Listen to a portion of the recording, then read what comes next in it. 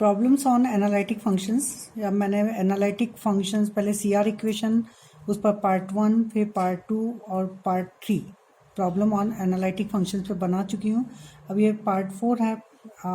इसके अंदर analytic functions की प्रॉब्लम्स रहेंगे और एक और पार्ट है लास्ट में, उसके अंदर मैं एनालिटिक फंक्शंस की डिफरेंशियबिलिटी एंड कंटिन्यूटी, उसके 2-3 क्वेश्चंस हैं, क्योंकि आपका जो यूनिट है वो है कि एनालिटिक फंक्शंस की कंटिन्यूटी, डिफरेंशियबिलिटी मतलब उसकी सातत्यता और अवकलनीयता, और फिर CR equation.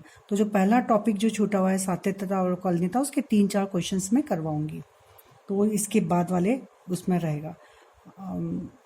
Problem on analytic functions में अब यहाँ पर देखिए, दिखाइए कि ये फलन आपको डिफाइन कर रखा है एफ ऑफ जेड बराबर मॉड ऑफ एक्स वाई, ये is not analytic at the origin, जबकि यह सीआर इक्वेशन को सेटिस्फाई करता है। ये हमें बताना है कि सीआर इक्वेशन तो सेटिस्फाई है but function is not analytic at the origin, मूल बिंदु पर यह एनालिटिक नहीं है। एनालिटिक नहीं है मीन्स ओरिजिन पर हम इससे बताएंगे कि डिफरेंशियल मतलब F dash Z does not exist.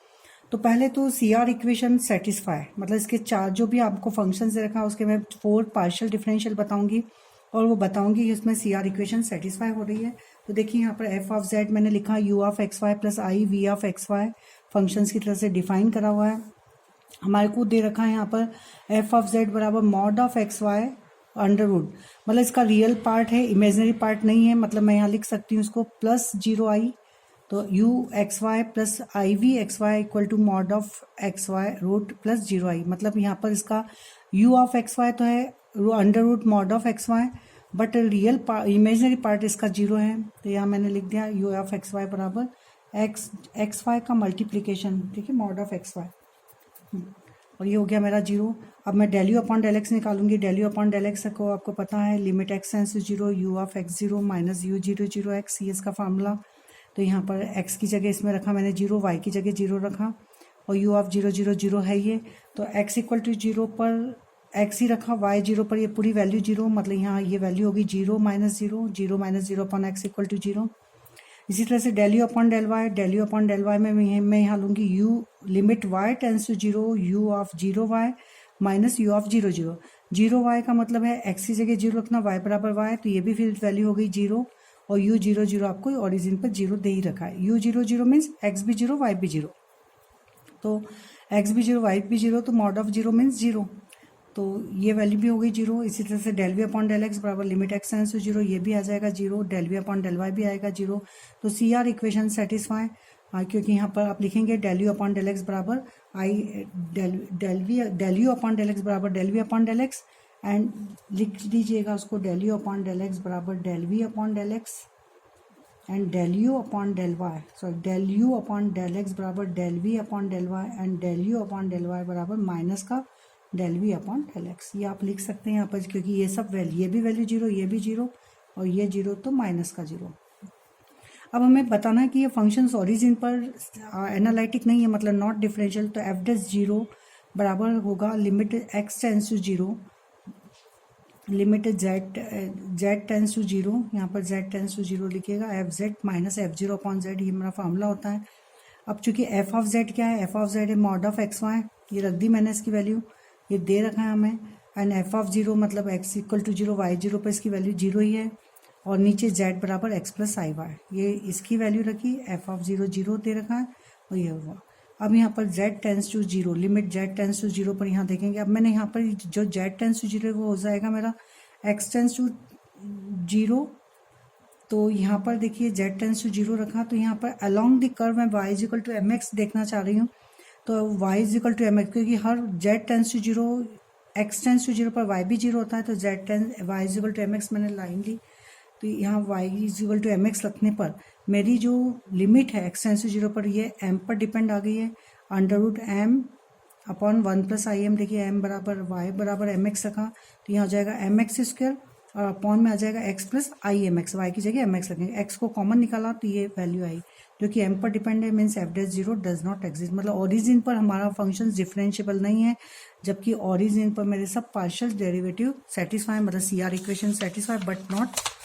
दूसरा क्वेश्चन जो है प्रॉब्लम ऑन एनालिटिक फंक्शन पर ही है, यहाँ पर मैं बताना चाह रही हूँ, हमें दे रखा है ई एक्स, ये फंक्शन दे रखा है, ये एनालिटिक है और इसका अवकलज निकालिए, तो आप यहाँ डेरिवेटिव मत निकालने बैठ जाना, इसको किस तरह से करना है, यहाँ पर ये फंक्शंस मुझे जो दे रखा है उसको मैंने माना एफ ऑफ जेड बराबर यू प्लस आई वी हम जानते हैं।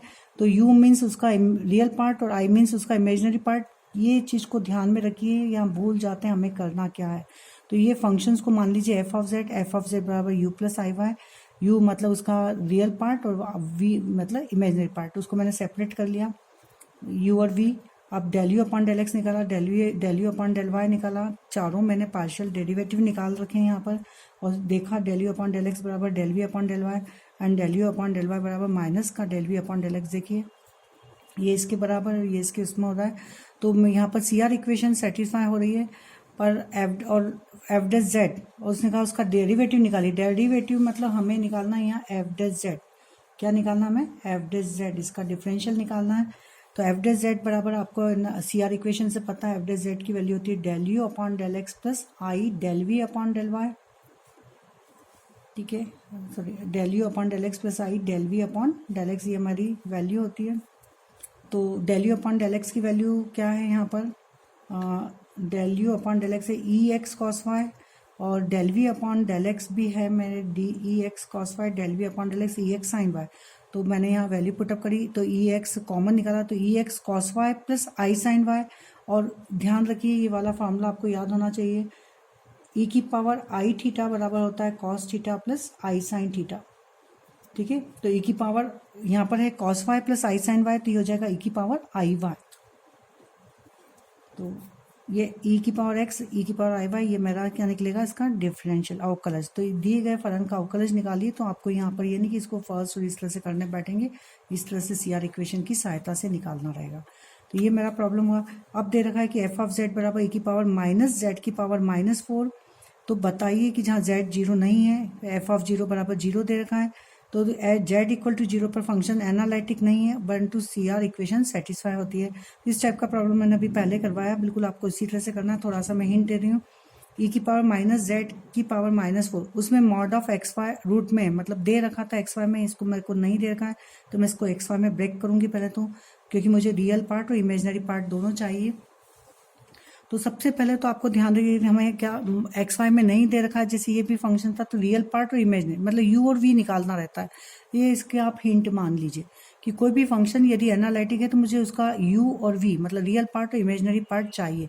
जेड में दे रखा है तो मैं उसको एक्स वाई में चेंज करूंगी, क्योंकि एक्स वाई में चेंज करने पर ही हमें उसको रियल और इमेजनरी पार्ट निकलेंगे। तो यहाँ पर मैंने इसी को ये करा, इसको माइनस की पावर 4 को नीचे लिया, मीन्स 1 अपॉन ये, इसका रैशनलाइजेशन करा मैंने। रैशनलाइजेशन करने पर ये आपको ऊपर ये मिल जाएगा और नीचे x square plus y square की पावर 4। फिर इसके रियल पार्ट और इमेजनरी पार्ट को हमने अलग अलग करें, तो ये इस तरह से मुझे मिल जाएगा। अब यहाँ पर ई की पावर एक्स स्क्वायर ये रहा, ये आपका यहाँ पर जो मुझे पार्ट मिल रहा था ई की पावर, ये देखिए यहाँ पर ये रियल पार्ट, और यहाँ पर था minus 4i x y x square minus y square, ये इस तरह से मिल रहा था। तो ई की पावर माइनस ये आ जाएगा, ई की power minus 4i x y x square minus y square. अभी मैंने बताया आपको कि ई की पावर आई थीटा बराबर cos theta plus i sine theta, तो इसको मैंने ब्रेक कर लिया, कॉस ऑफ 4 इसमें और आई साइन में। फिर इसके रियल पार्ट हो जाएगा ये इंटू ये और इमेजिनरी पार्ट ये इंटू ये, तो ये यू हो गया और ये वी हो गया, इसी तरह से निकाला। फिर del u upon del x निकाल दीजिए, फार्मूला दिया है तो ये हो जाएगा ए की पावर माइनस एक्स की power 4। Del u upon del x निकालने बहुत इजी हो जाएगा कि यू एक्स जीरो मतलब एक्स की जगह एक्स तो वाई की जगह जीरो, तो वाई की जगह जब जीरो रखेंगे तो ये वैल्यू जीरो, ये जीरो, ये जीरो, तो केवल बचेगा आपको ई की पावर एक्स की पावर 4, इस तरह से मिल जाएगा।